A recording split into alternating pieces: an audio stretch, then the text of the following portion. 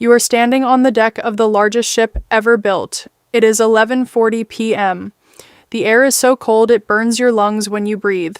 The ocean around you is completely flat. No waves, no wind, just black water stretching in every direction as far as you can see. And then you feel it. Not a crash, not an explosion, just a very slight shudder beneath your feet. Like the ship hiccuped. 3 seconds, maybe 4, then nothing.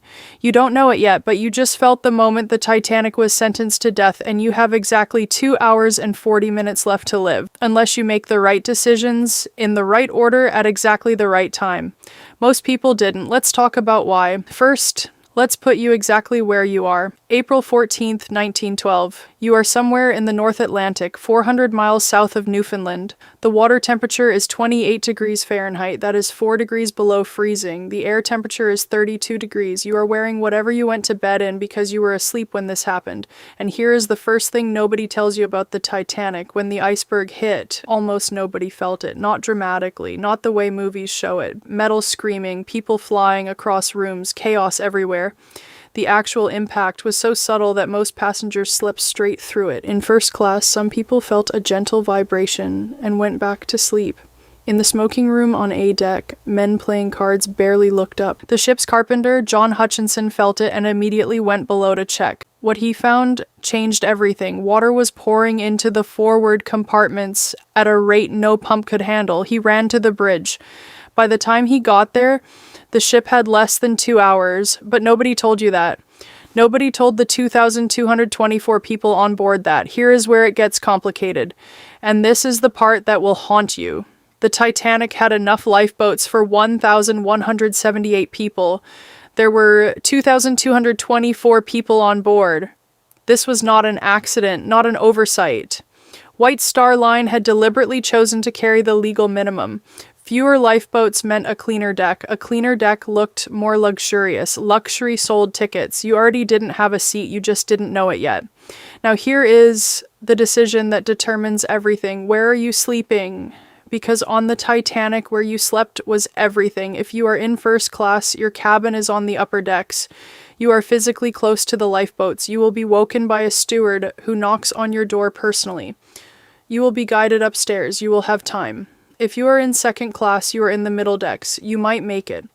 Depends entirely on how fast you wake up and how well you know the ship. If you are in third class, steerage, you are at the bottom of the ship. You are furthest from the lifeboats. The corridors are a maze you have never navigated.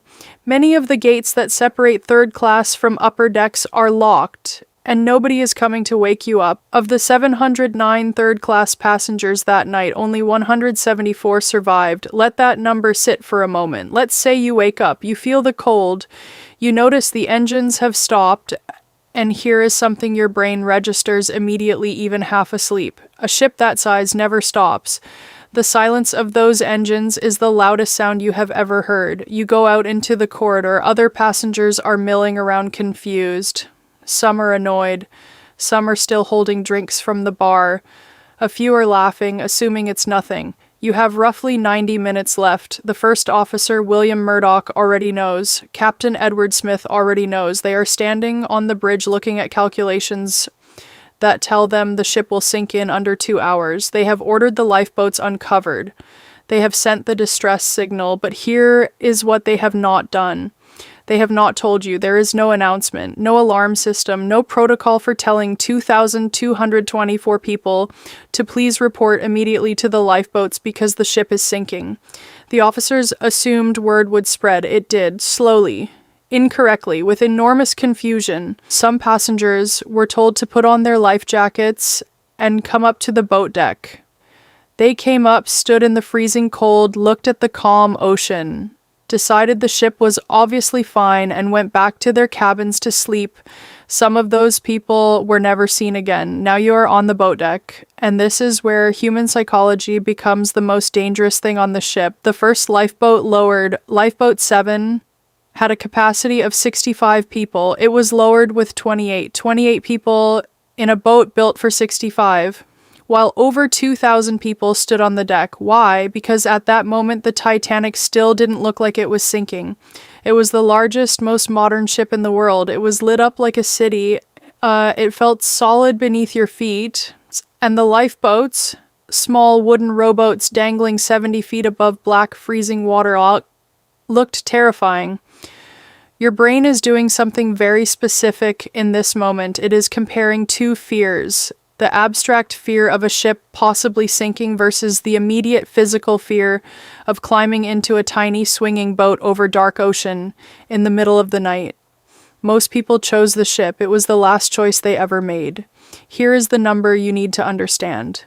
The water temperature was 28 degrees Fahrenheit.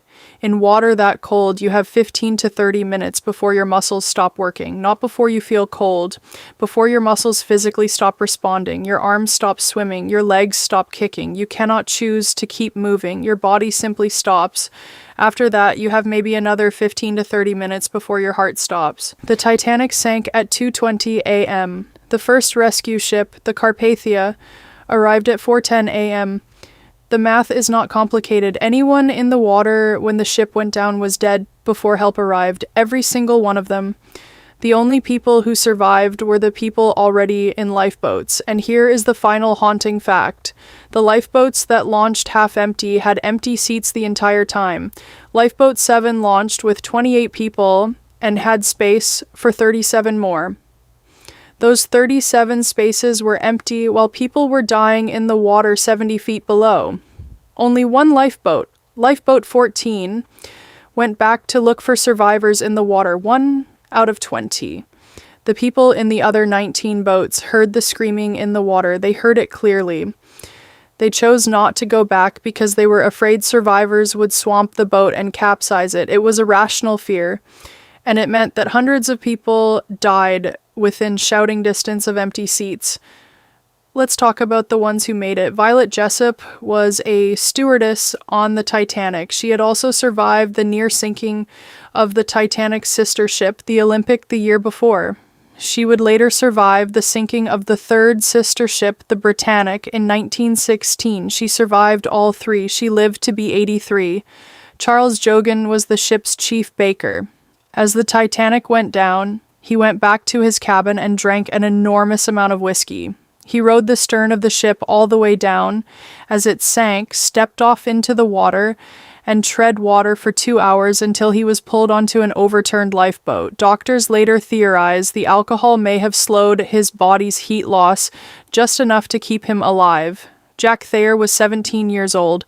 He jumped from the ship as it sank, swam to an overturned lifeboat, and spent the night balancing on its hull in freezing ocean spray with a group of survivors. He survived.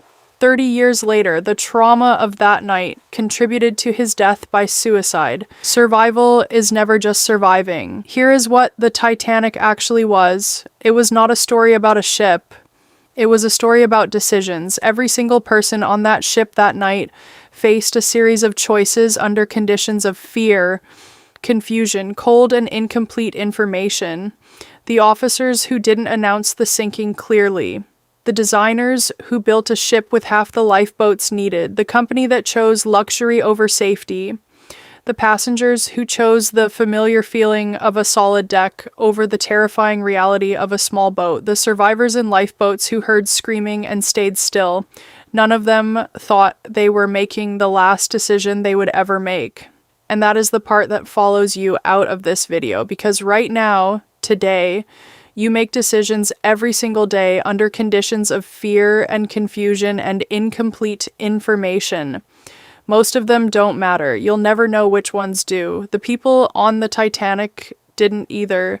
The ship that couldn't sink took 2 hours and 40 minutes to disappear completely beneath the surface of the North Atlantic. It took the screaming in the water about 30 minutes to stop. And then there was nothing, just 20 lifeboats floating in the dark, half empty, waiting for a rescue ship that was still 2 hours away. 1,517 people died that night.